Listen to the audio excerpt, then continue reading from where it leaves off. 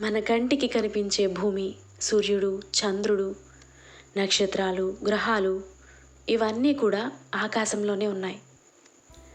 అవి ఆకాశంలో ఏ ఆధారం లేకుండా ఎలా ఉన్నాయో, వాటిని ఎవరు సృష్టిస్తున్నారో ఎవ్వరికీ తెలియదు.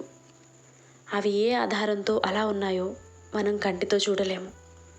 కానీ కంటికి కూడా కనిపించని ఆధారంతో ఉన్నాయని, కంటికి కనిపించని సృష్టికర్త సృష్టించాడన్న విషయం అందరికీ అర్థమవుతుంది.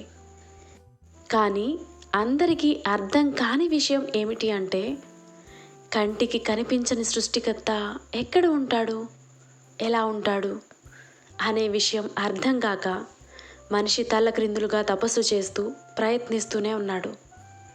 నిజానికి మన భూమిపై జీవరాశి ఎలా ఉందో అలాగే ఏదో ఒక నక్షత్ర మండలంలో సృష్టికర్త ఉండి ఉండవచ్చు.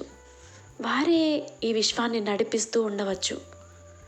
ఈ సృష్టి క్రమం మొత్తం ఒక మాయగా ఉంటుంది. తల్లి గర్భంలో ఉన్న మాయ బిడ్డను సృష్టిస్తే, ఈ విశ్వంలో ఉన్న మాయ నక్షత్రాలను, గ్రహాలను సృష్టించినట్లుంది.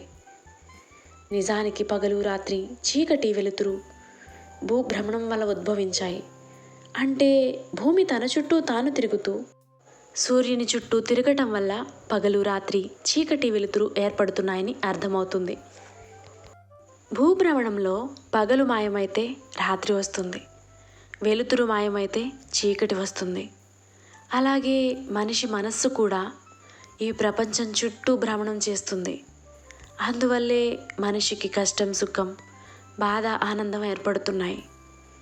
సుఖం మాయమైతే కష్టం వస్తుంది, బాధ మాయమైతే ఆనందం వస్తుంది. అసలు విషయానికి వస్తే ఈ విశ్వమే ఒక మాయ అనేది పై విషయాలను బట్టి స్పష్టంగా మనకి అర్థమవుతుంది. కనుక ఈ మాయా విశ్వంలో ప్రతిదానికి ఆధారాల కోసం వెతకటం మానేసి మన పూర్వీకులు చెప్పిన మాటల్ని నమ్మి జీవించడం ఉత్తమం. అలా చేయటం వల్ల సుఖ సంతోషాలతో జీవించవచ్చు. లేదంటే కంటికి కనిపించని మాయాశక్తి వల్ల కష్టాలను కొని తెచ్చుకోవాల్సి ఉంటుంది అనేది ఈ వీడియో ఉద్దేశం. ఈ కంటెంట్ కనుక మీకు నచ్చితే కామెంట్ చేసి షేర్ చేయండి. లైక్ చేయడం మాత్రం మర్చిపోకండి. నెక్స్ట్ మరో మంచి వీడియోతో మళ్ళీ కలుద్దాం. జై శ్రీకృష్ణ.